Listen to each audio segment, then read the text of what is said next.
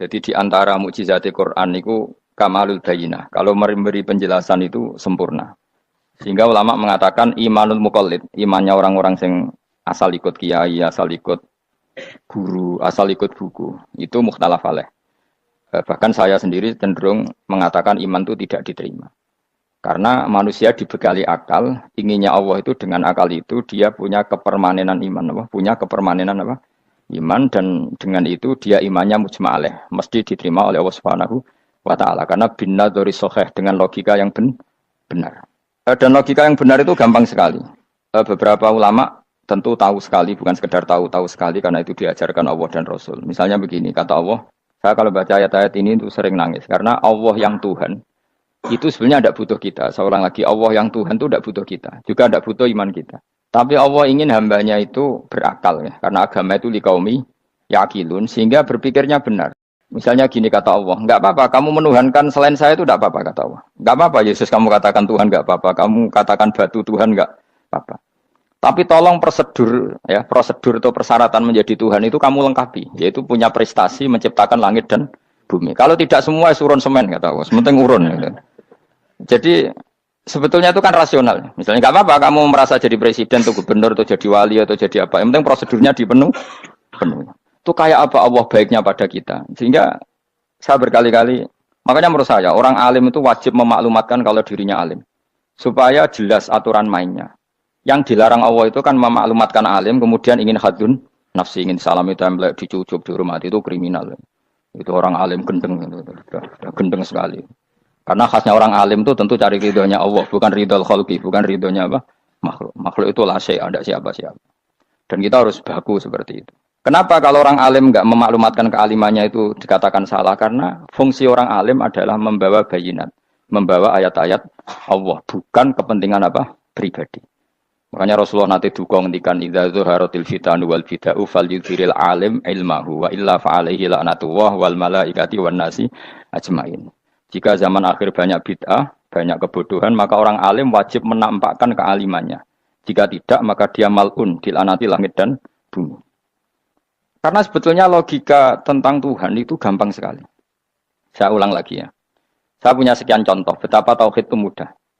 Jadi kalau ada orang bilang ikhlas itu angel, Gus. Ya dia sendiri goblok karena nggak tahu logika apa. Ikhlas itu justru gampang. Misalnya kamu ngamal demi manusia. Manusia itu umurnya hanya berapa coba? Kan pasti mati. Lalu kalau dia mati tidak berkutik. Bagaimana Anda bersandar sama seseorang yang mati dan tidak berkutik? Sama-sama bersandar sama zat sing al-hayyul qayyum, sama zat yang abadi. Kamu latih terus akal kamu. Misalnya saya punya jamaah banyak. Mereka itu kan enggak jelas surganya. Kok harap-harap syafaate piye? Supaya jamaahku mlebu neraka kabeh. Kan enggak mungkin nyafaati saya. Atau mereka mlebu swarga kabeh, wis do sibuk kelon mbek widadari. Mungkin ya ndak ngurusi saya. Jadi dua kemungkinan itu sama-sama ndak ngurusi saya. Mlebu neraka ya rasa nyafaati, nek mlebu swarga do sibuk napa? Ngeloni widadari karena trauma di bocah elek, melarat macam-macam. Sehingga kiainya saja wis ora takok Gus nang ndi wis ora takok. Wis ribet dhewe no. Nah, tentu saya juga sibuk sowan pangeran sudah itu makom saya sudah sibuk sowan pangeran. Kowe pesta seks sing kula sowan pangeran. Wa swargame ayate pokoke inna ansa'ana gunna napa? Insa'a faja'alna gunna. Apa barakallahu dadi perawan neh berarti keloni serepet. Kula insyaallah melok daftar sing fa amma in kana minal muqarrabin farohu warihan. Jadi surganya muqarrabin itu enggak ada sifatnya. Di situ enggak dibakas bidadari, makan-makan enggak, tapi farohu warihan. Satu surga yang sifatnya rohani. Karena enggak bisa disifati. Tapi saya daftar di situ ya hanya beberapa jam, baru itu gabung kon. Sawangane kok taruh rasane wong ayu juga keberatan. Ya tapi saya tentu punya dua kelas, punya kartu premium dan ekonomi. Saya enggak tertarik lah daftar yang premium dok nanti repot apa. Saya itu sering nangis kalau baca ayat seperti ini. Bagaimana Allah yang Tuhan kemudian enggak butuh apa-apa, tapi Allah saking baiknya itu membuat tatanan logika kita. Saya enggak akan bosan-bosan sampai sowan Allah. Bahkan andaikan saya masuk surga dengan faham ini, saya milih faham ini karena faham ini itu menguntungkan agama li'ilai kalimatillah. Sementara masuk surga itu hadun nafsi. Banyak ulama mengatakan kenapa Anda tidak ingin mati? Padahal Anda mati masuk surga. Katanya, saya takut kehilangan momen sujud. Karena sujud adalah hak Allah. Sementara surga itu hakun nafsi. Keinginan saya. Tentu saya mendahulukan hak Allah ala hakin nafsi. Itu makam-makam yang... Dan itu nggak bisa Kamu copy paste, orang yang pada kelasnya akan merasakan seperti itu. Dan kamu tidak perlu minat, malah paham. Jadi sudah dengar saja, apa? Dengar saja. Begini misalnya, saya berkali-kali bilang, kenapa ulama dulu, saya ini kan di Sarang juga ngajar tauhid. Dulu saya ngajar kubrul yakiniyat di beberapa madrasah, termasuk di Sidogiri saya juga ngajar tauhid. Di sini saya ngajar tafsir, tapi yang saya titikkan juga tauhid. Begini, saya hidup di dunia ini, terutama saya memang ingin menerangkan tauhid, sebagaimana Allah menerangkan. Begini ya, Jubair bin Mut'im, saya tidak bosan-bosan cerita ini. Jubair bin Mut'im itu termasuk dahiyatul Arab, cerdas-cerdasnya orang Arab. Dia ditunjuk sebagai negosiator untuk membebaskan Asra Badrin, tawanan perang Badar yang kalah dan ditawan Rasulullah dan para sahabat. Kemudian harus ditebus dengan uang. Oke, disepakati. Terus singkat cerita, Jubair bin Mut'im itu datang ke Madinah. Dulu karena tidak ada hotel, tidak ada penginapan, ya memang nginepnya orang musyrik itu di masjid. Ya sehingga itu lazim saja. Kamu tidak usah jadi liberal kemudian bilang musyrik boleh di masjid, ya tidak perlu seperti itu. Kamu juga tidak perlu goblok mengatakan nggak ada ceritanya orang musyrik nginep di masjid karena ya ada tariknya seperti itu. Jadi tidak perlu goblok, ya tidak perlu liberal. Paham ya? Kalau kamu bilang wah naono wong musyrik oleh nginep di masjid, kamu liberal. Padahal konteksnya dulu memang nggak ada hotel. Tapi kalau bilang nggak sama sekali juga goblok karena sejarahnya pernah ada. Milih di goblok apa liberal? Apa milih jelas? Nggak milih aja, ngaco aja. 01 apa 02 apa 00. Milih mana? Goblok, liberal, enggak milih. Nah, ketika Jubair bin Mut'im itu datang, delalah Nabi itu sholat maghrib ngimami. Nabi baca surat Wattur wa kitabim mastur fi rabbim mansur wal baitil ma'mur. Kemudian di pertengahan surat At-Tur itu kan ada ayat yang menurut saya itu sangat bagus. Sehingga di kamar saya, di rumah saya itu tak figur ayat itu. Bahwa kita harus dilatih berpikir. Kata Allah memulai argumentasinya, am khuliqu min ghairi syai'in. Apakah kejadian alam raya ini seisinya tentu diciptakan tanpa sebab? Misalnya begini, alam raya ini kata orang nihilisme atau komunis atau orang-orang paham nihilisme, itu kan dimulai dari ketiadaan. Logika ini kan goblok sekali. Berarti kalau alam ini kadung wujud, kamu kan tahu kan langit bumi sekarang kan wujud. Ya, langit bumi sekarang kan jelas wujud. Berarti logikanya adalah al-adamu yakhluqu makhlukon, sesuatu yang enggak ada menciptakan sesuatu yang itu kan aneh. Di mana-mana al-adam ketiadaan itu tidak mungkin yakhluqu syai'an atau yu'athiru syai'an. Di mana-mana ketiadaan itu tidak mungkin mengefeki sesuatu yang ada. Wong kamu sebut tidak ada itu berarti tidak mungkin bisa berbuat apa karena namanya tidak ada. Sekarang alam raya ini dimulai dari ketiadaan. Terus kamu simpulkan sesuatu yang enggak ada menciptakan yang ada, itu gendeng apa enggak? Oh, gendeng sarap itu. Orang usah dipatahin wong gendeng, sebarno mau mati dewi. Jadi makanya Quran menanyakan mereka, am khuliqu min ghairi syai'in. Apa alam yang kadung wujud ini kemudian disebabkan oleh sesuatu yang tidak ada? Lalu kalau sesuatu yang ada pasti diwujudkan oleh yang ada. Nah, karena yang ada ini pencipta harus berstatus super. Nah, super ini oleh ulama disebut wajibil wujud. Maka Allah bersifat super, wujud yang paling prima, yang kausa prima. Karena pencipta tentu kelasnya harus di atas yang diciptakan. Makanya disebut, ulama dulu nyebut Allah itu apa? Wajibil wujud. Karena pencipta tentu lebih dahulu. Maka harus disifati awal atau qadim. Awal atau qadim. Kayak apa Allah mendidik kita? Am khuliqu min ghairi syai'in. Terus Allah bilang gini, ya gak apa-apa, yang menciptakan gak saya, gak apa-apa kata Allah. Tapi amhumul khaliqun, kamu saja yang menciptakan, gak apa-apa. Tapi syaratnya kalian juga harus merasa pernah ikut menciptakan langit bumi. Am khalaqus samawati wal ardh. Jadi, enggak apa-apa kamu merasa Tuhan, enggak apa-apa. Yang penting kamu merasa ikut nembok langit, ikut ngecor apa? Langit. Ya pokoknya ikut bikin. Terus kata Allah, bala yukinun, kamu tak suruh merasa menciptakan langit bumi, kamu juga enggak merasa iya. Memang ya mereka merasa enggak kan? Akhirnya Jubair bin Mut'im saking enggak kuatnya. Am khalaqus samawati wal ardh bala yukinun. Amin dahum khuzun. Sama Allah dibombardir seperti itu. Dia datangi Rasulullah, ya Muhammad, logika itu tidak meninggalkan akal saya. Matarok tali akli nasihan. Akal saya habis Muhammad. Saya iman saja. Saya tidak cukup punya logika untuk melawan argumentasi ayat yang kamu baca. Saya iman saja. Terus iman. Makanya kalau ada logika nihilisme bahwa sebelum alam ini adalah ketiadaan, lalu pertanyaannya bagaimana mungkin ketiadaan menciptakan yang ada? Di mana-mana ketiadaan itu la yu'athiru syai'an wa la yakhluqu syai'an. Jenenge wae tiada. Tiada itu ya enggak ada fungsinya, ya enggak ada efeknya, enggak ada prestasinya. Ya pokoknya namanya enggak ada ya enggak ada. Nah, ini penting saya utarakan. Terus di sini Allah mengulang lagi, enggak apa-apa yang lainnya kamu katakan Tuhan jadi mitra saya enggak apa-apa. Tapi tolong kata Allah, aruni madza khalaqu minal ardi, tunjukkan ke kami prestasi dia ikut bikin bumi. Kita tahu misalnya Yesus, Isa lahir di bumi. Bumi sama Yesus dulu mana? Dulu bumi, dia lahirnya di bumi. Lalu dia melata di bumi, jalan-jalan. Kemudian dia mengatakan ini bumi Tuhannya saya. Jadi bumi kok enak, dhisik aku sih. Tua aku sih, bodoh-bodoh pangeran aku dong. Lebih apa? Tua. Jadi Allah itu gampang sekali. Nah sekarang orang iman itu kuat semua.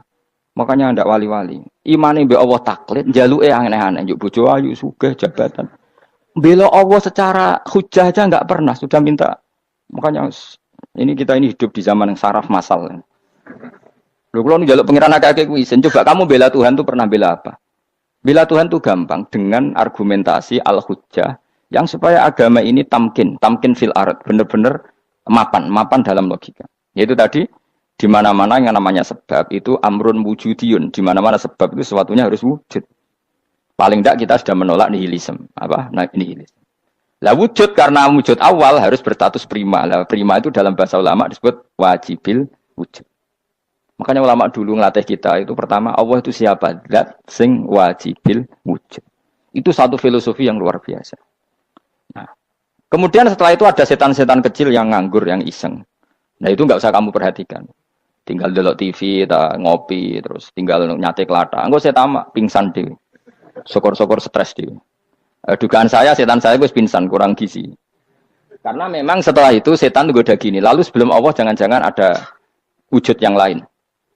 Lalu Allah sendiri awal mulanya gimana? Kata Nabi, jika ada pertanyaan seperti itu kamu harus berhenti. Tinggal delok TV atau tinggal delok dangdutan. Ya kalau kepeksa ora apa-apa, kelasem ae. Saya ada menghalalkan tapi kan sudah kamu lakukan. Karena itu lebih baik ketimbang pertanyaan filsafat. Banyak orang yang dulu sholat ketika sekolah filsafat tidak sholat. Alasannya sampai menemukan jati diri itu Tuhan. Dan itu bahaya sekali karena Nabi berkali-kali bilang kamu jangan mikir tentang Allah pasti rusak. Orang kok mungkin rusak dari Nabi pasti rusak.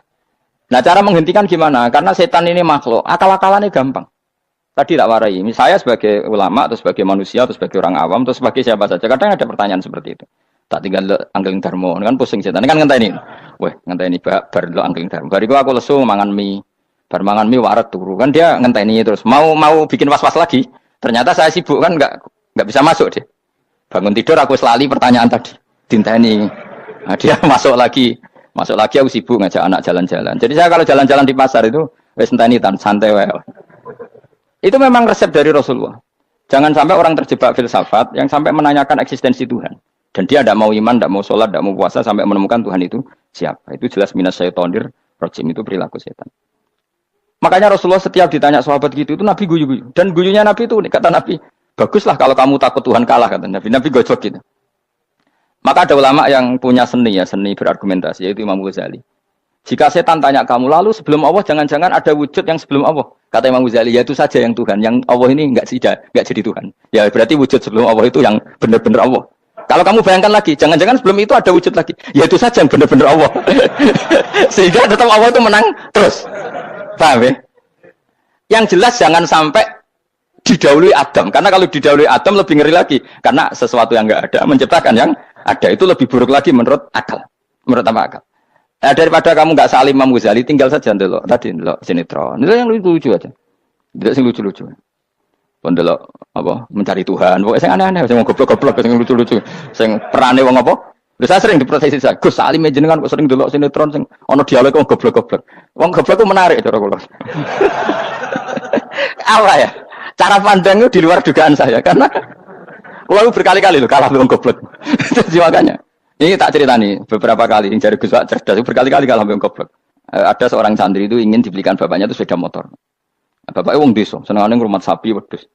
Lah menurut saya ya orang tuanya itu mampu lah, sangat mampu untuk beli itu. Pak mbok ditukokno mawon wong sepeda motor. Kata bapaknya, "Anakku nu jok mondok tak goblok, Gus. Wong njaluk kok sepeda motor, njaluk mobil ora ya goblok. Lah kok goblok, Pak? Jenenge donya iku Gus, sing lahirno donya kok sapi iku ndek anak, wedhus ndek anak jenenge donya. Di mana-mana jenenge donya sing lahirno donya. Iki donya kok mangan donya. Mergo motor iku kan tuku bensin, mobil. Iku cara dekne iku goblok Gus. Batin berarti kabeh kiai goblok perkarane tuku donya sing ngentekno donya. Cara dekne donya iku sing lahirno donya. Batin kok pinter iki batin. Untungnya saya ini ulama ya, ahli tafsir ya malu. Saya kalah itu ya malu. Tapi saya sebagai orang objektif fair, itu teori benar apa? Jadi donya iku ya sing lahirno donya. Donya kok mangan donya iku goblok. Untungnya dia dengan saya itu jaraknya 5 kilo 7 kilo karena 7 kilo. Lala dia diterkon sepeda motor, aku tetap mau kalah. Pak, nanti jalan kaki saja. Karena kalau pakai motor ini kegoblokan kata saya. Terus mendingan nih, loh Gus mau kalah tadi.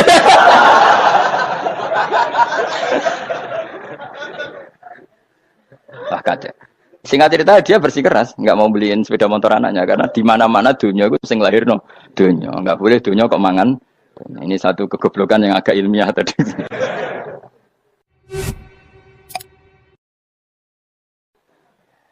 Nah, Imam Asy'ari juga mengalami hal yang sama. Imam Asy'ari itu punya, kita kalau ahli sunnah kan dua partai ya. Ya, dalam ahli sunnah itu hanya ada dua partai juga. Kalau nggak Asy'ari ya Maturidi. Ya, dan sama-sama alim. Ya kalau terpaut ya paling 5%, 7%. Ya. Kealimannya Asy'ari dan Maturidi. Imam Asy'ari itu bikin logika yang jelimet. Seperti saya sekarang ini. Logikanya yang jelimet, tapi permanen. Jadi yang saya ajarkan tadi itu logika yang jelimet tapi apa? Permanen. Karena tadi alam raya ini kadung wujud. Kalau kadung wujud, pasti pewujudnya, yang menciptakan wujud pasti adalah kewujudan.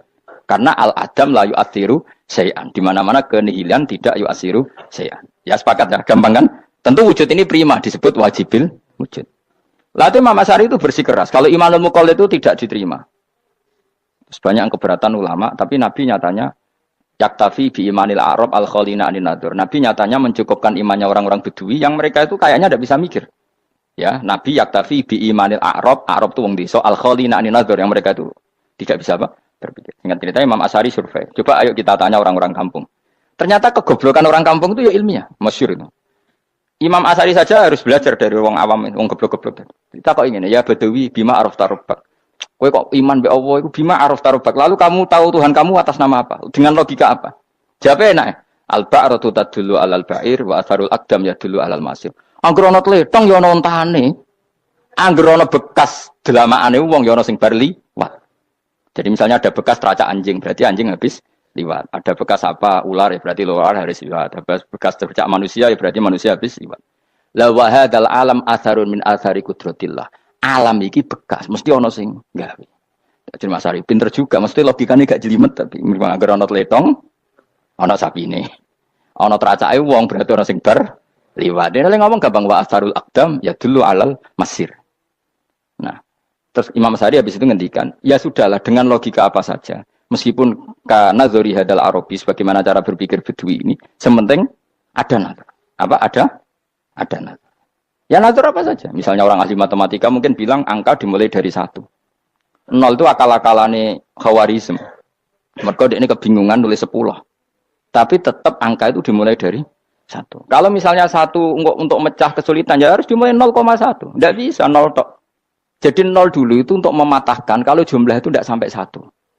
Tapi faktanya jumlah itu kan pasti 1 karena dimulai dari wajibil wujud. Khawarizm itu ya pintar matematika. Saya juga punya ilmu hisamnya Khawarizm. Itu kan dia karena kebingungan angka pecah. Misalnya 1 tidak sampai 2. Mau tidak mau harus ditulis 1,5 misalnya. Paham ya? Lalu kalau sebelum 1 tetap dia harus 0,5. Lalu hakikat 0,5 itu kan bagian dari wujud apa bagian dari Adam? Tetap bagian dari wujud. Jadi 0,5 itu kan khayal kuliah. Tak warai ya. Mungkin saya ada ahli matematika ala wong kampus, tapi saya tahu Kang, ala Islam itu lebih gampang. Misalnya gini. Sesuatu itu kadung kamu putuskan itu satuannya 1. Tentu ketika separuh kamu katakan baru separuh. Tapi sebetulnya ketika satuan itu kamu katakan 10, yang separuh itu sudah 5. Itu kan terserah sing bagi, napa? Terserah sing bagi. Ya iya dong, misalnya 1 juta, 5-nya artinya apa coba? 500 ribu kan. Sekarang kalau 100 ribu, 5-nya jadi berapa? 50. Kalau 1,5 jadi. Nah itu kan terserah satuannya apa? Tapi tetap dari 0,5 itu tetap menunjuk sesuatu yang wujud. Yaitu 5-nya sebetulnya apa? 5 yang separuh tadi. Paham sih kalau maksud? Tetap nggak bisa sesuatu dimulai dari apa? 0. Nah, makanya kata Abdul Hamid Khan kalau dalam mendidik tauhid, itu gampang saja tadi. Alam raya ini kadung maujud, kalau kadung maujud pasti disebabkan oleh sesuatu yang wujud. Karena wujud pencipta harus berstatus prima. Lah prima ini atau premium ini kita sifati wajibil wujud. Atau kamu katakan apalah kausa prima atau musabibul asbab. Nah kelirunya kita dalam berislam itu, kritiknya para ulama, kita ini nyebut Allah dulu baru menceritakan status Allah. Kalau zaman Nabi itu dibalik. Status wajibil wujud itu kita terangkan dulu, baru yang oleh Islam itu namanya Allah. Paham ya? Kan beda, misalnya gini logikanya gini, kamu ketemu orang ateis, saya ulang lagi, kamu ketemu orang ateis, terus kamu ditanya, lalu alam ini yang menciptakan siapa? Allah Jalla Jalaluh. Mesti kan tanya, man huwa Allah itu siapa? Kalau dulu Islam mengajarkan enggak gitu. Surat pertama turun apa coba? Iqra. Iqra itu enggak nyebut kata Allah. Iqra bismi rabbika. Rabbika itu siapa? Alladzi khalaq. Sebutlah nama Tuhan. Yang berhak menyandang Tuhan adalah zat yang pencipta. Itu tidak ada kata Allah. Di surat Mudatsir, surat kedua. Ya ayyuhal mudatsir kum fa'anzir wa rabbaka fakabbir. Bukan Allah fakabbir, wa rabbaka fakabbir. Sehingga cara berpikir gini dibalik. Sebutlah Tuhan kamu. Tuhan itu siapa? Yang berstatus Tuhan adalah zat yang berstatus pencipta. Nah, lalu pencipta ini oleh Islam dinamai Allah. Kalau orang ateis kamu langsung bilang Allah, man huwa Allah. Berarti pertanyaannya Allah itu siapa? Lalu kamu jelaskan Allah adalah pencipta. Allah adalah wajibil wujud. Tentu lebih gampang kamu terangkan. Makanya Al-Qur'an menerangkan amkhuliqu min ghairi syai'in. Maknanya saya di sini maknanya ya Allah. Apa? Allah. Apakah mereka diciptakan tanpa pencipta? Tentu setelah Islam tahu itu namanya siapa? Allah. Paham ya? Kalau balik malih. Jadi sebetulnya Quran itu ngajari kita itu ilmu mantik yang luar biasa. Misalnya, ya Yuhanna su'budu siapa? Rabbakumul ladzi khalaqakum walladzina min qablikum. Sembahlah Tuhan. Tuhan itu siapa? Pencipta kamu dan pencipta orang-orang sebelum kamu. Lalu Tuhan ini oleh Islam dinamai. Tapi kalau langsung kamu bilang ke orang ateis atau orang Uni Soviet, Allah itu Tuhan. Allah itu siapa? Sebab itu di beberapa ayat dijelaskan dulu status Allah. Sifatnya Allah, keakhasan Tuhan. Yang dikatakan Tuhan adalah zat pencipta. Kalau tidak pencipta berarti tidak Tuhan. Sekarang Yesus pencipta bumi apa enggak? Enggak, karena dia lahir sudah di bumi. Begitu juga Fir'aun. Fir'aun itu kalah telak sama Nabi Musa gara-gara logika ini. Ketika Nabi Musa ditanya Fir'aun, "Wa ma rabbul alamin?" Lalu Tuhan itu siapa?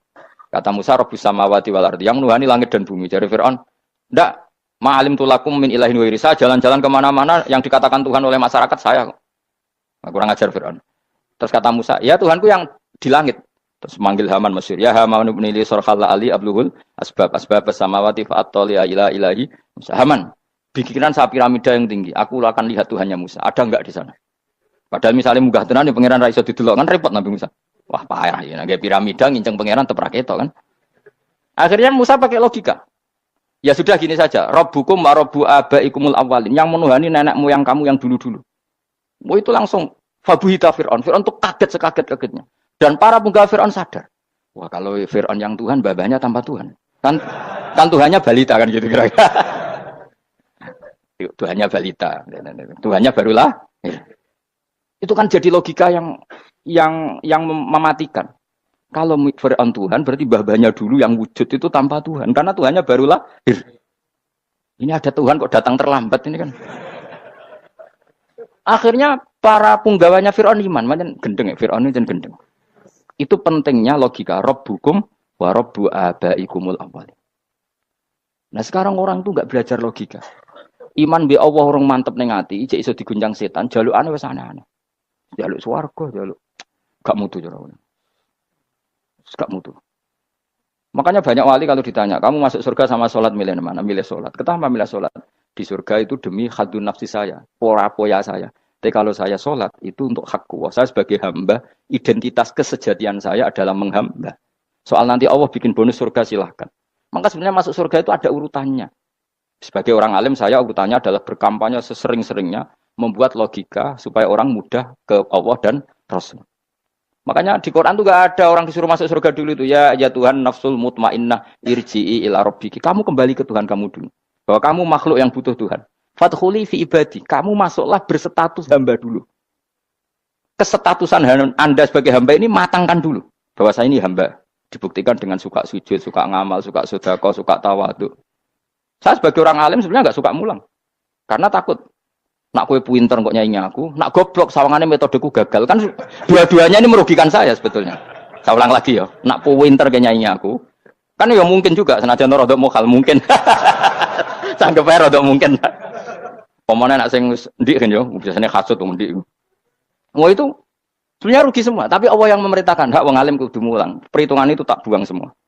Sing ape nyanyi nggih monggo, sing tetep goblok nggih. Monggo, sebagai Allah ngutus mulang ya napa? Mulang. Meskipun tadi potensinya itu dua-duanya buruk, sing alimnya ini. Kemudian nak mubalek terus didol ilmu Quran atau royalti tambah parah lagi. Nah, aku nggak pakai logika ikhlas. Pakai logika selesai semua. Ya disuruh Allah ya sudah. Saya ulang lagi ya. Makanya saya minta ya. Surat Tur itu dibaca. Makanya baca Quran itu jangan terlalu egois. Jaluk suwargo, jaluk suwargo. Statusnya dulu itu fadkhuli fi ibadi. Kehambaan Anda posisikan yang mantap. Lagi wadkhuli jannati. Sekarang enggak dibalik orang ini masuk surga dulu. Kayak surga di kapling. Terawih arang-arang gue jaluk Lailatul Qadar. Lailatul Qadar wis kliwat. Wingi wis Dzulhijjah wingi kan Pak. Sebagian ulama berpendapat Lailatul Qadar itu fi kulli sanatin. Apa fi kulli? Karena Lailatul Qadar berdasar nuzul Quran dan nuzul Quran itu bisa saja hari Arafah, bisa hari apa. Ada ulama mengatakan Ramadan, tapi bisa tanggal 1. Nah, kamu kan pemalas ikut yang partai 21, 23 karena kan wis akhir-akhir kan wis enteng. Sebenarnya Anda milih 21 berdasar ilmu apa berdasar enak anak terbatas waktunya kan? Kan lebih sempit apa? Lebih apa? Sempit. Ya saya ulang lagi ya. Jadi Allah kalau ngajarkan hujah itu gampang sekali ya. Tadi amkhuliku min ghairi syai'in. Enggak apa-apa saya ada Tuhan kata Allah, tapi kamu harus punya logika. Alam raya ini diciptakan tanpa pencipta. Mau enggak kamu punya logika seperti itu? Bahwa alam ini yang wujud diciptakan oleh sesuatu yang tidak wujud. Mau enggak kamu punya logika itu? Enggak mau kan? Namanya wujud tentu diciptakan super wujud. Dan super wujud itu wajibil wujud. Dan itu Tuhan kita yang oleh Islam dinamai Allah. Bang. Makanya nyebut Allah itu di surat-surat awal Quran enggak ada. Coba. Awal surat Quran itu surat apa coba? Iqra kan? Iqra itu ada enggak kata Allah? Enggak ada. Iqra bismi rabbika. Rabbika itu siapa? Allazi khalaq. Surat Mudatsir sama. Ya ayyuhal mudatsir qum fa'anzir wa rabbaka fakabbir. Ya sudah seperti itu. Ya ayyuhan nasu ubudu rabbakum. Rabbakum itu siapa? Allazi khalaqakum. Nah, kita ini keliru metode. Pemene wong tukang wiridan Allah. Tapi ora roh Allah iku sing sapa? Ya dia Allah. Dia nyifati Allah mau sing ngekei swarga, sing ngekei dhuwit, sing ngekei widadari. Jadi Allah disifati sesuai selera yang menguntungkan dia. Bahwa Allah ini yang ngampuni saya, kemudian saya masuk surga, kemudian ngeloni widadari. Makanya kalau dia jadi wali tak demo. Tak laporkan MK. Suluh. Karena ini wali pecundang. Bagaimana mungkin calon wali pikirannya khadun nafsi? Kalau lama gak gitu, mendikan Allah itu zat paling penting di dunia. Maka akan saya maklumatkan di dunia bahwa orang kembali ke Allah. Caranya gimana? Akan saya kenalkan Allah lewat logika. Caranya apa? Kita sifati wajibil wujud. Kita sifati rabbukum wa rabbu abaikumul awalnya. Dengan sifat-sifat yang semuanya mengarah ke dikjayaan Allah Subhanahu wa taala. Iku jenenge kowe bener-bener ulama. Iku disebut bal wa ayatum bayyinatun fi suduril ladzina utul ilm. Makanya ulama itu orang yang luar biasa sampai disebut innama yakhshawaha min ibadihil ulama. Ahli ibadah itu rapati wedi pangeran. Masuk wiridan istighfar nangis rapati wedi pangeran, gayane tok nangis. Karena sebenarnya dia nangis wedi ra mlebu swarga. Mlebu swarga gak iso ngloni. Dari itu aja orientasinya itu. Makanya benar Kanjeng Nabi nak gojlok orang alim satu itu lebih utama dibanding 1000 ahli ibadah. Bahkan Nabi pernah ngendikan sangat ekstrim. Fadlul alim alal abid kafadli ala adnakum kata Nabi. Keutamaan orang alim dibanding ahli ibadah itu sebagaimana kelas saya kata Nabi dibanding kelas terendah kalian. Padahal Nabi dengan Abu Bakar saja jaraknya sangat jauh. Itu kata Nabi fadlul alim alal abid kafadli ala adnakum. Keutamaan orang alim dibanding orang abid sebagaimana keutamaan saya dibanding sahabat paling rendah. Karena tadi abid itu ada opportunisnya. Tapi kamu jangan benci abid loh. Karena kamu ya ora alim ora abid. Saya saja yang kritik, saya yang tanggung jawab di depan Allah. Orang abid itu kadang kan wiridan nganti nangis, pikirannya apa coba? Wis rasakno mungkin apa wiridan pikiran aja. Di sepuro dosane, terus apa kan? Mlebu swarga, terus apa kene swarga? Aku takok. Jadi aku takok ayo sing ape mlebu swarga apa kegiatan? Rencana pertama ya, Om. Wis gak usah munafik biasa wae. Mau inna ansa'na apa? Insya Allah kalau harus jujur, apa jujur. Bandingkan kalau orang alim. Orang alim itu ketika nyebut Allah itu iri ya Allah. Kenapa di dunia ini ada makhluk lain yang menandingi engkau? Saya tidak ridho. Kenapa di dunia ini ada syarik orang yang dimitrakan seperti engkau? Maka orang-orang alim ini ingin memaklumatkan bahwa la syarika lak, labbaika wa humalab, baiklah syarika lak innal hamda wa ni'mata laka wal mulka la syarika lak. Sehingga para nabi itu memaklumatkan itu. Engkau saja yang Tuhan ya Allah. Semua nikmat dari engkau, semua kepemilikan ini milik engkau. La syarika lak labbaik. Dimaklumatkan ke dunia. Innal hamda wa ni'mat itu dimaklumatkan. Enggak ada kepikiran mereka masuk surga. Karena mereka ingin memaklumatkan bahwa Allah ini yang Tuhan. Sama tak ceritani Nabi Ibrahim dadi Khalilur Rahman, rumangsamu kakan wiridan kaya kowe ndak. Wiridannya Nabi Ibrahim sama sampean mungkin banyak sampean.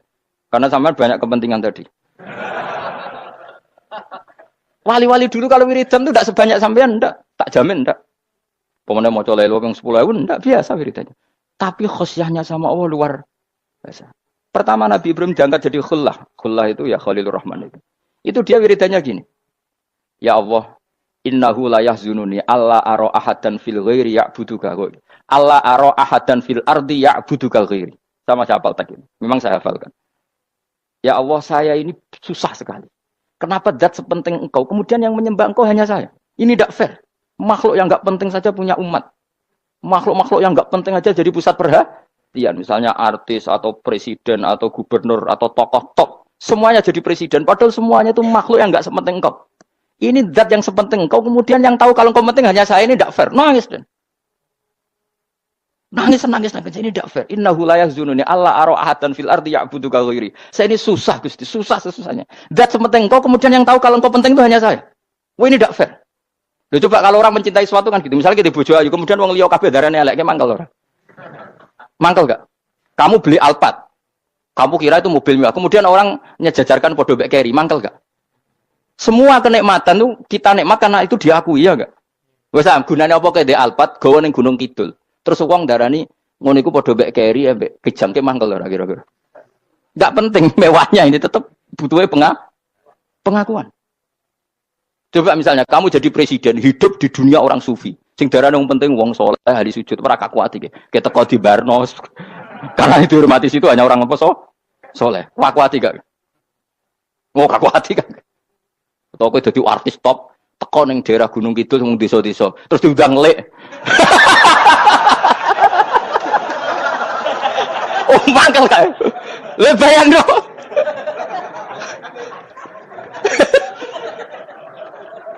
Oh, kamu menteri top, menteri BUMN bareng dolan itu iso diundang lek. Mados walang lek ngono. Oh mangkel. Karena orang keren itu butuh pengakuan apa? Wes misalnya di bojo ayu terus wong liya kabeh darane elek mangkel gak? Sebetulnya orang merasa nikmat itu karena pengakuan. Bayangkan andaikan orang itu melihat Alphard itu tidak wow. Orang punya Alphard gagah enggak? Oh enggak gagah. Kalau orang lain enggak bilang apa? Oh. Ya mau misalnya digoning desa terus. Orang desa nganggap kamu model tepak terus. Terus saya mau. Badhe numpang wedhus kula angsal Pak. Kagak ati. Habis kan. Makanya branded itu harus dimaklumatkan. Nah itu bayangkan Nabi Ibrahim. Zaman itu ada Raja Namrud yang dipuja-puja, ada orang kaya dipuja-puja. Kemudian engkau yang Tuhan, pemilik langit bumi, enggak ada yang muja-muja engkau. Ini enggak fair ya Allah. Nangis. Orang kok kowe eling pangeran sak jam swarga Gusti. Dasar gak bakat wali. Terus saya itu pernah kangen Nabi Ibrahim itu sampai nangis dan itu saya tidak berdoa. Semua yang terkait Nabi Ibrahim itu saya baca. Mulai surat Quran, tafsir tentang Ibrahim. Dan sampai saya di Kudiro di Tadbir Allah pernah ziarah ke makamnya Nabi Ibrahim. Itu saya hampir nggak pernah doa. Saya isek. Ya karena tadi. Ketika Nabi Ibrahim nangis-nangis gitu, ya Allah ini tidak fair. Engkau zat terpenting di alam raya ini, kemudian nggak ada yang menuhankan engkau. Nggak ada yang merhatikan sama ini tidak fair. Susah sekali, karena yang tahu engkau Tuhan itu saya tok. Masyhur itu sama Allah. Karena Ibrahim nangis-nangis itu, terus sama Allah diterbangkan ke langit. Itu disebut wakadzalika nuri Ibrahim malakutas sama. Di langit ada jutaan malaikat sujud, jutaan malaikat rukuk, jutaan malaikat baca tasbih. Nabi Ibrahim oke Gusti kalau gini ya benar, ini baru benar kata-kata. Makanya terus Allah dengan keangkuhannya, karena Allah punya sifat angkuh dan itu sah walahul kibriya. Kan sifat angkuh baik untuk Allah tapi tidak baik untuk makhluknya, dan Allah dengan sifatnya walahul kibriya. Kata Allah kalau nasihati para nabinya, kamu tidak usah susah jika di bumi jarang orang nyembah saya. Innalladzina 'inda rabbika yusabbihuna lahu bil-laili wan nahar wa hum la yasamun. Kamu tenang saja. Orang yang di sana di langit-langit itu maksudnya para malaikat itu bertasbih siang dan malam. Wa hum la yasamun, dan mereka tidak berhenti-henti, tidak bosan-bosannya bertasbih. Jadi nabi itu baru terhibur kalau yang diidolakan itu keren. Itu nabi, itu wali kutub, itu wali. Kamu enggak nyebut Allah itu. Sebenarnya kamu kan enggak ingin kan bangun malam ingat Allah, berhubung utamu akeh. Terus Allah mbok libatno, mbok nyaur kan sebenarnya itu. Kamu ingin jadi bupati, sebenarnya kamu enggak kangen Allah. Kamu ingin jadi bupati, terus Allah mbok jak koalisi kan gitu. Terus malam-malam Allah Ya Allah ini hambamu ya Allah minta ini. Sebenarnya kamu kangen Allah apa kangen keinginan kamu? Terlalu menyindir banyak orang ya. Maksudnya ini cerita saja.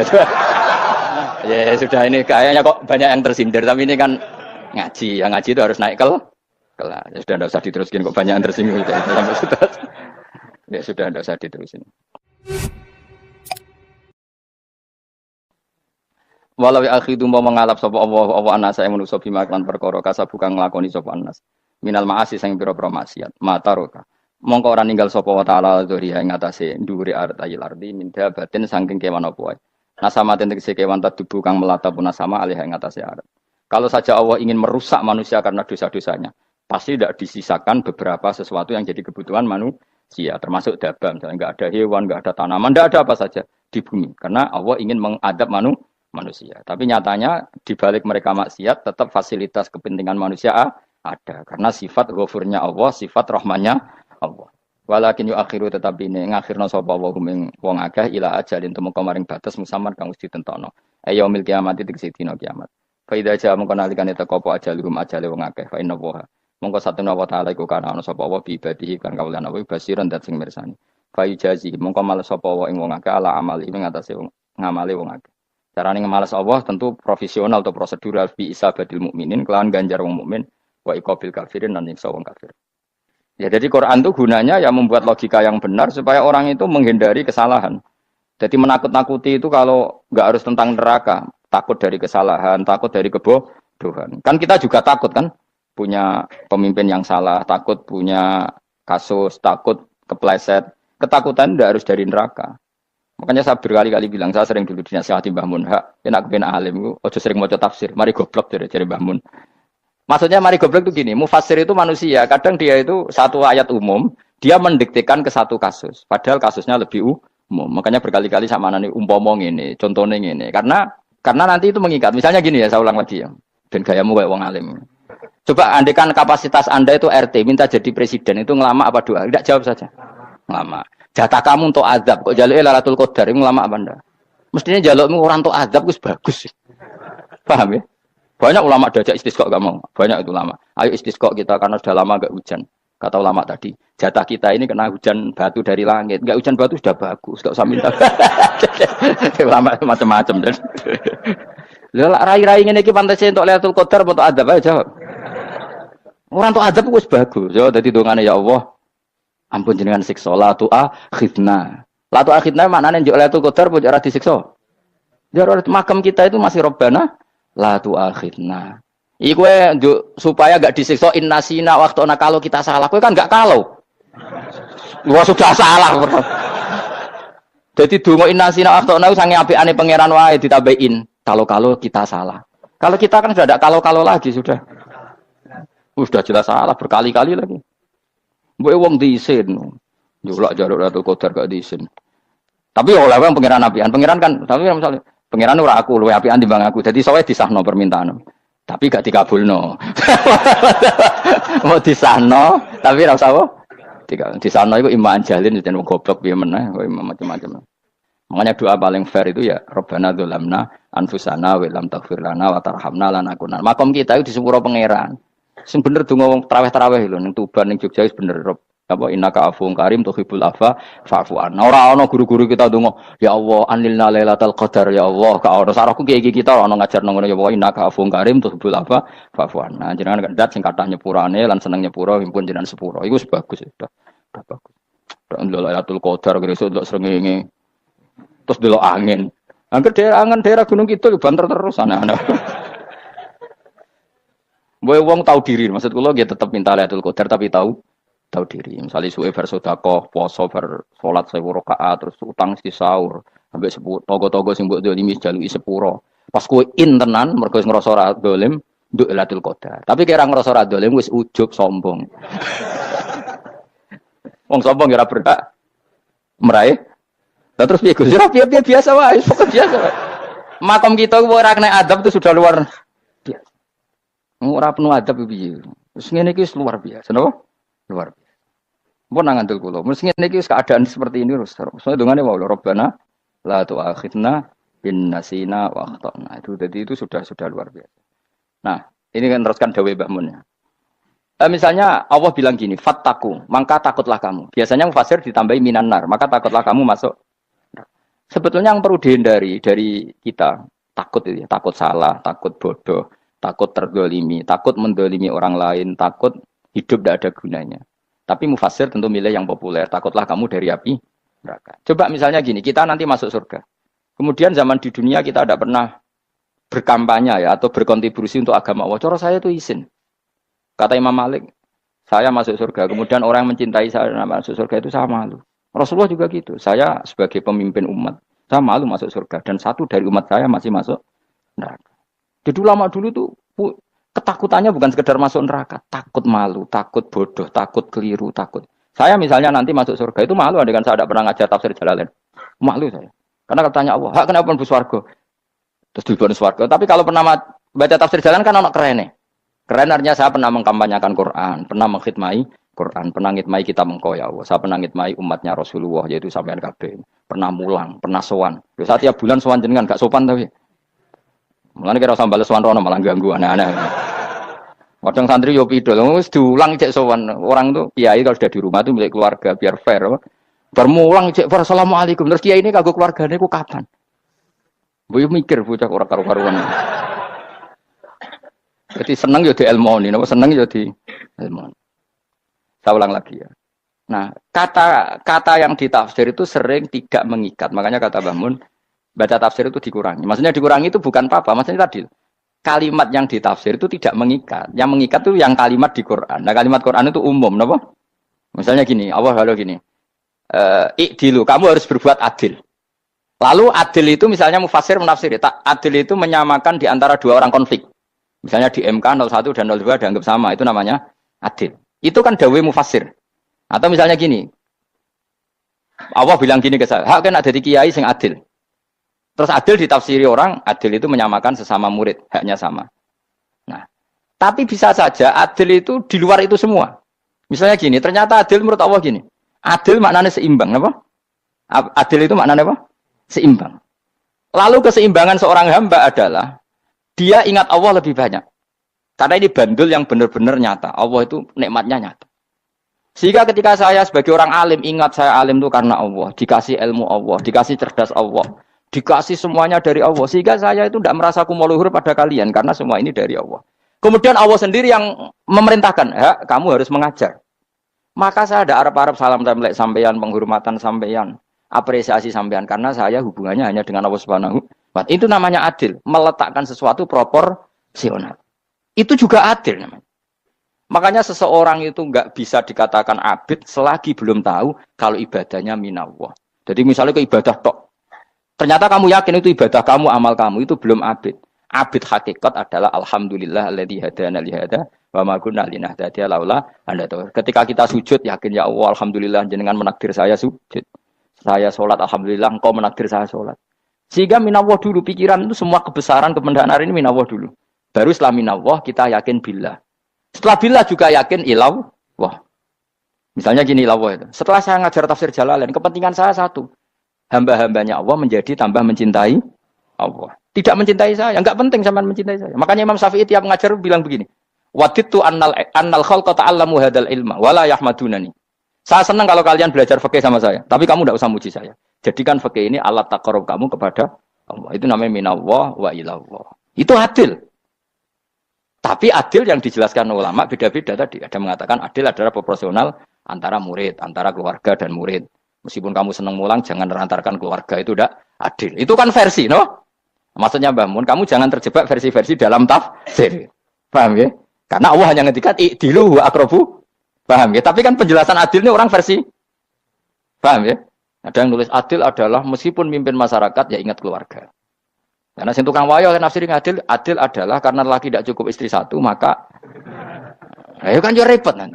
Tapi kalau kadung istrinya 3 atau 4, adil adalah harinya sama meskipun janda dan perawan. Dari sing lanang gak adil adalah proporsional. Sing wis suwi dikumpuli dikurangi. Yang baru ya mungkin kabeh enggak kalau nuruti. Mungkin enggak. Ya, tapi itu kan versi, napa? Maka kata Mbak Mun itu memang saya itu merasakan, saya sebagai mufasir merasakan memang Saya kan sering baca Jalalain beda dengan tafsir Munir, nanti beda dengan tafsir Qurtubi. Saya beri contoh misalnya. Dan kamu pasti salah jawab ini. Kalau kamu benar berarti ya alim tenan. Wa idza darabtum fil ardi falaysa 'alaikum junahun an taqsuru minas shalah. Orang kalau pergi itu boleh enggak ngosor salat? Enggak, jawab saja. Boleh kan? Ngosor salat itu apa? Misalnya salat asar 4 jadi berapa? 2. Kalau isya jadi 2. Kalau subuh? Enggak, sudah maju lah. Maghrib? Enggak, kan yang bisa dikosor hanya berapa? Yang rubaiyah, yang apa? Berarti kamu yakin? Antak suruh minas sholat artinya 4 jadi 2, yakin? Enggak, jawab saja. Yakin. Nah itu termasuk orang pinter. Ya. Berarti ilmu lagi sak trip. Ya? Sebetulnya kata Imam Qurtubi enggak. Ayat itu kan hanya bilang gini, kalau kamu bepergian, maka kamu boleh menyendak sholat. Qasru itu memotong. Dari aturan yang dulu 4 menjadi 2. Sebetulnya tidak hanya itu, tok.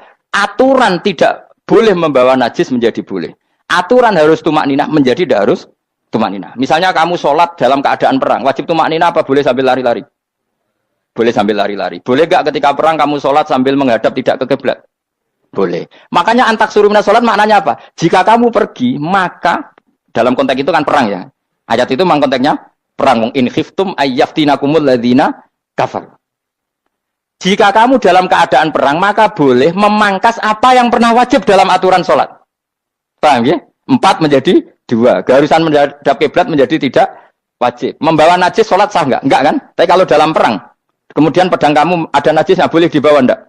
Boleh. Jadi maknanya taksuru a'ammu min ayakuna qasra sholat wa a'ammu min ayakuna wajibati sholat yang sekarang enggak wajib. Semua itu namanya juga meringkas kewajiban. Berarti namanya nih, jika kamu dalam keadaan perang, maka boleh memangkas sesuatu yang dulu wajib menjadi tidak wajib. Yang dulu haram menjadi boleh. Tapi mufassir mencontohkan qasrus sholat hanya 4 menjadi 2. Dong ya? Oh ya, nanti alim ngono tenan wis dokter tafsir san. Enggak tak iku sudah dewe. Tapi ora perlu orang lain ngakui. Jadi itu contoh kecil. Jadi mufasir karena kebetulan dia tahunya hanya qasrus sholat itu 4 jadi 2, dia itu. Padahal di tafsir lain diterangkan qasru itu artinya menyingkat atau mencendak atau memangkas. Dulu wajibnya sholat itu nggak boleh bawa sesuatu yang najis. Tapi kalau sholat dalam keadaan perang dan pedang kamu ada darahnya, boleh nggak dibawa? Boleh. Bahkan Allah menyuruh dibawa. Dan boleh nggak madhep kiblat. Fa in khiftum farijalan auruk banataki fa idza amintum fadhkurullaha kama 'allamakum. Ketika keadaan aman baru sholat sesuai standar. Nah, berarti kan ada qasrus sholat, ada pemangkasan aturan sholat. Kayak misalnya begini. Dalam keadaan normal, boleh nggak kamu motong pohon pisangnya tetangga tanpa izin? Nggak boleh kan? Tapi misalnya ada banjir bandang, kemudian kamu bisa selamat kalau motong itu. Wajib izin apa malah haram izin? Haram izin, harus kamu langsung potong. Karena kalau tanpa begitu kamu tenggelam. Dan yang punya wajib meridhoi. Kalau nggak meridhoi disalahkan syarak malah. Paham ya? Jadi ini penyolongan yang wajib. Tapi tak sebab potong kayak ngelangihin. Terus gedangnya mbok pangan. Itu berlebihan. Karena Allah memaklumi hanya untuk ngelangi. Jebule wis menisan lah itu di luar izin syariat apa? Di luar izin syariat. Itu melampaui batas itu. Syaratnya boleh itu ghairu baghi wala famani turra itu darurat syaratnya ghairu baghi wala dan tidak boleh melebihi batas. Lho ora ape ngetok gedange jupuk sik sing mateng dipangan terus diketok. Ora oleh. Paham jelas ya?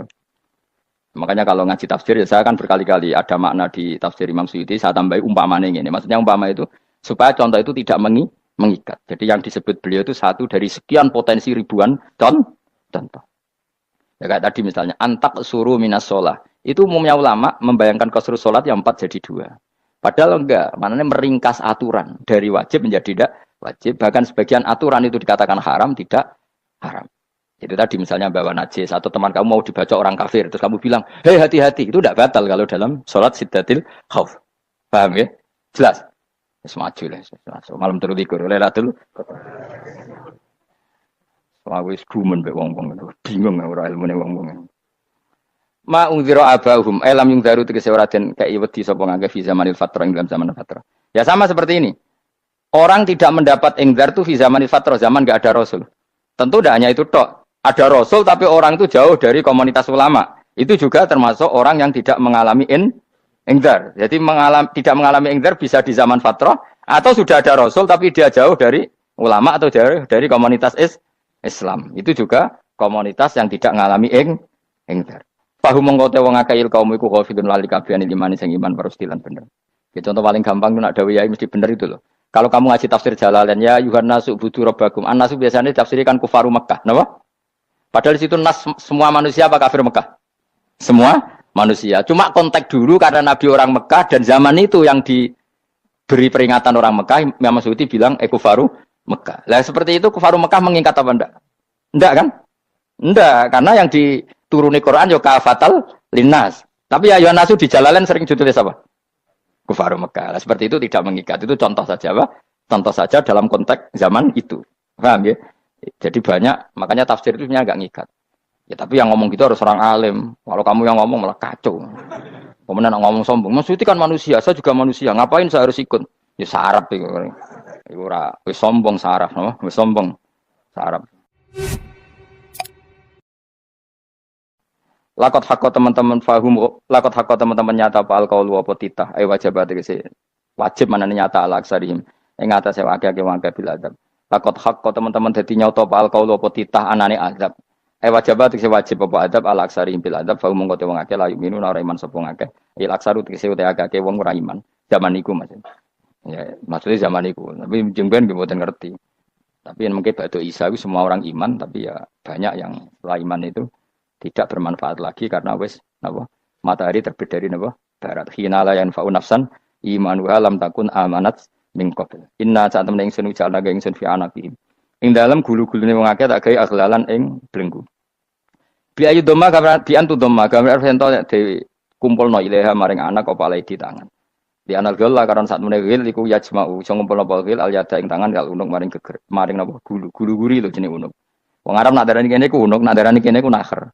Ya cari wong Arab, ya kene iki unuk, kene iki nakher. Lah gulu niku ngeten, tangan didakok teng napa? Napa? Gulu. Napa jenenge? Cidok niku, cidok niku. Sing guri-guri. Faya mengkote tangan ila aidi kumasmatun ting kupono ilal atqoni maring dagu. Niki lho jenenge dagu. Jam udaqonin waya mustama ulahyan. Kumpule dua dagu atau dua wang nek cumanan. Fahu mengkote wong akeh mukmahuna iku dadi bunder sapa wong akeh. Manane rafiuna ngangkat wong akeh usaha ing sirahe wong akeh. Lastatiuna ora iso mampu sapa ngake khawdaha ing ngendekno ruus. Menawa dia maksudnya bahwa ada iki mutamsilun mu bayangan, mu tamsil gambaran. Mulane kula gumun mbek ulama riyen. Tak contohno ya, nek ulama dhisik utop, wong dhisik nak darani bun neraka digludungno. Wong kafir sok ben digludungno ning neraka. Iku ya pancen ngalim tenan wong dhisik. Mergo gambarane ngene, ora usah praktekno sok ben, praktekno saiki wae. Nak praktekno sok ben kowe sok ben mlebu neraka. Dadi ngeten, wong nak lungguh ngene, wong Arab nak darani iki ason-ason. Terus ngeten. Ngeten, niki kan, niki jenenge apa? Dengkul, dengkul itu kena dagu, terus tangan kena cidok, tadi ngeten. Jadi wong wis dalam keadaan bunder, paham ya? Lah malane malaikat karek nyaduk terus gludung-gludung ngono, paham ya? Jadi mergo yo, napa? Dengkul nempel dagu, paham ya? Tangan nempel cidok, terus ditaleni, paham ya? Terus ya karek gludung dong, malane wong kurang adane bunder apa iku? Oke bayangno saiki sampeyan ra usah gak usah mlebu maksudnya, paham ya? Mulane ape mlayu ora iso, wis posisi ngono, paham ya? Sampeyan ra usah delok, maksudnya praktekno saiki. Orang delok lho. Lah dawuh Imam Suyuti wal muradu te kang den kersakno iku annahum sak temne wong akeh la anu nek ora tunduk sapa ngakeh li imani maring iman. Wala faduna nek ora tunduk sapa ngakeh ora ndilukno ru'usau ing sira wong akeh lahu krana iman. Iki tapi dawuh Imam Suyuti. Tentu tidak semua ulama sependapat. Jadi cara Imam Suyuti semua yang dikatakan Quran ini muktamsil. Artinya mereka tidak tunduk, maknanya tidak menerima iman.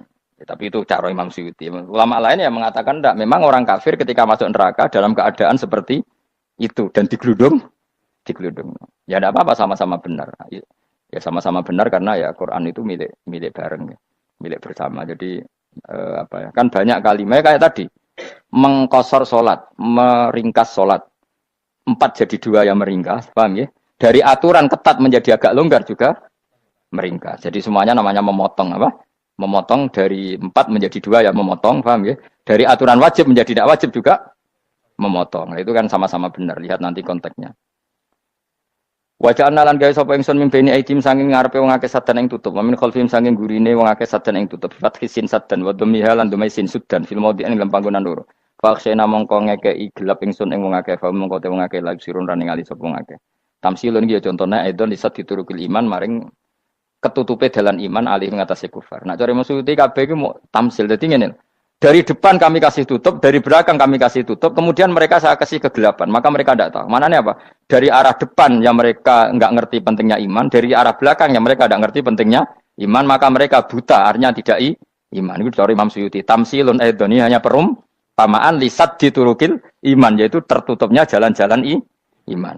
Tapi ulama lain mengatakan ya enggak. Memang pernah ada peristiwa di mana orang kafir ngepung Rasulullah dan mereka dari depan matanya dihalangi, dari belakang dihalangi, sehingga ketika Rasulullah keluar mereka tidak melihat.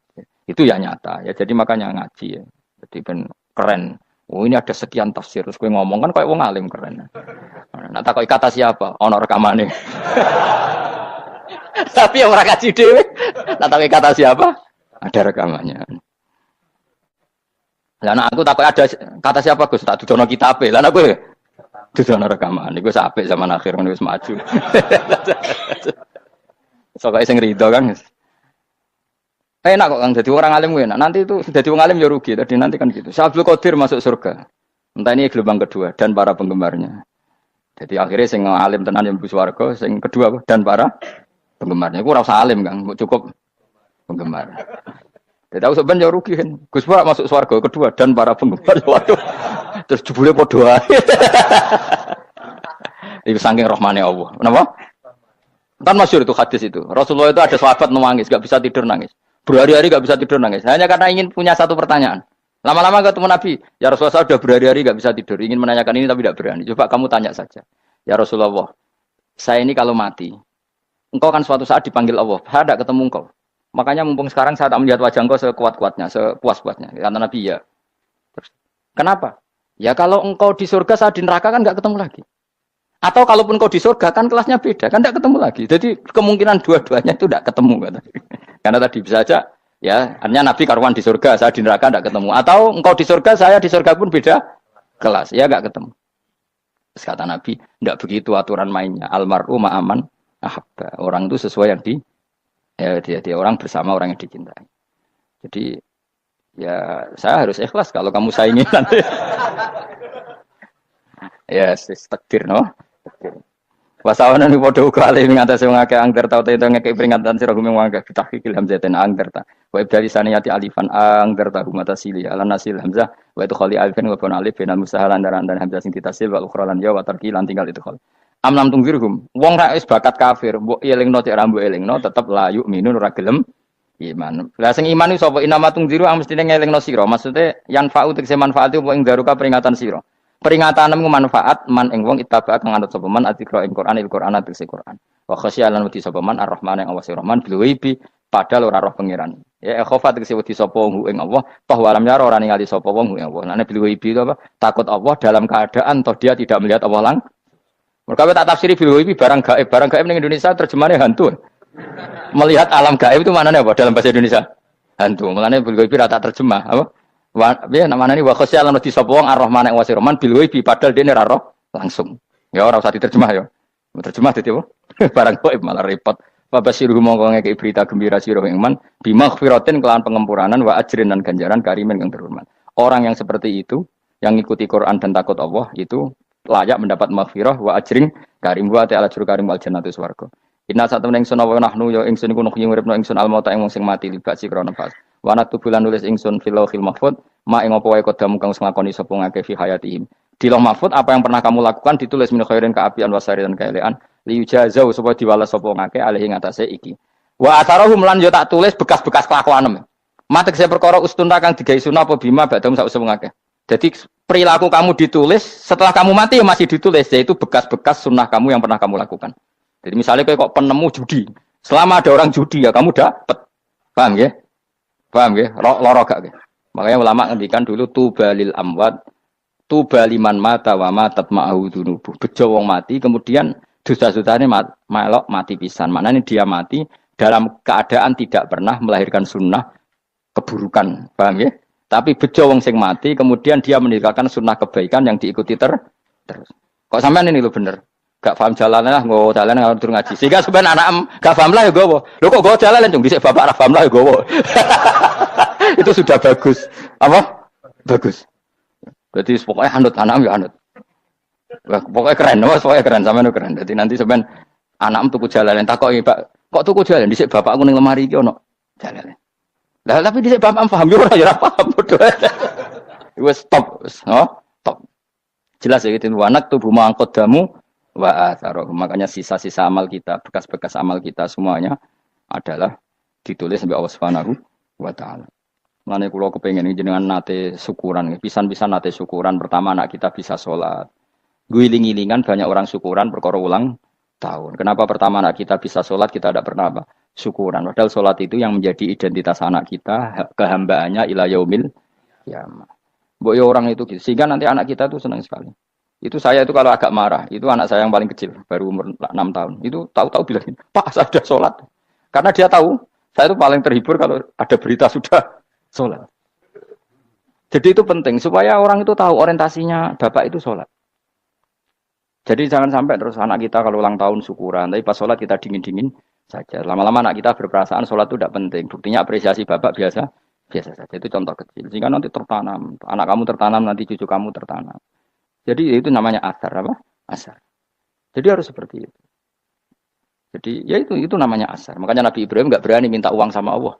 Minta rezeki nggak berani. Tapi kalau dia menyebut sholat dulu baru berani. Rabbana liyuqimus sholat faj'al afidatam minan nas tahwi ilaihim warzuqhum, kata Ibrahim, supaya mereka kuat sholat ya Allah. Enggak apa-apa kamu kasih makan, supaya kuat sholat. Karena kalau Nabi Ibrahim hanya berdoa, ya Allah kasih mereka makan. Nah, gue zino, gue demenan, gue judi. Nabi Ibrahim melok dosa. Makanya dimulai Rabbana liyuqimus sholat, supaya mereka kuat sholat ya Allah. Enggak apa-apa mereka kasih makan. Jadi supaya di sholat jadi pokok. Kenapa kita makan? Supaya kuat sholat. Andai kan Ibrahim hanya berdoa supaya kasih makan mereka. Kemudian kekuatan itu dipakai maksiat. Ibrahim kan ikut dosa. Itu sirinya kenapa doanya Robbana liyuqimus sholat ya. Jadi kata liyuqimus sholat didahulukan apa? Supaya mereka kuat sholat. Maka kasihlah makan, kasihlah rezeki. Jadi supaya sholat jadi pusat orientasi. Itu harus dilatih. Ya tentu kamu ngelatihnya sidik-sidik. Wong anak esopo kan gitu. Tapi ini kan cerita aja. Maksudnya orangnya biasa wae. Maksudnya aku mau cerita. Kue gelo ya monggo. Terus mutung ra ngaji ya monggo, gampang. Kue ra ngaji, aku golek murid kok kue gampang. Kue golek guru kaya aku kangelan. Ya maksudnya sing gelem ngalah teko ini kan. Oh, liyane larang kang nyewane. Wa asarohum lan bekas-bekasnya mereka. Makanya ketika Ahmad bin Hambal itu ahli hadis karena selagi riwayatnya dia dipakai, orang tahu Rasulullah itu karena ahli hadis. Bener sing paling hebat tentu qala Rasulullah. Tapi apa artinya qala Rasulullah kalau enggak diriwayatkan dari ulama sampai kita? Tapi apa artinya sampai kita nak gak ono sing ngalahi maca ngene iki. Mburohno maca ngene. Paham nggih? Ayo jajal ke tuku kitab Mustad Ahmad. Nak ra roh gubedi larang ngono tok. Mergo ora ono sing maca ora ro isine, paling kenangane apa? Gudi larang. Tapi baru kayak ono sing maca kemudian bisa. Ini juga asar. Sebenarnya kowe oleh niru aku mati ngorek jalale. Oleh niru. Tapi aja niru sesate.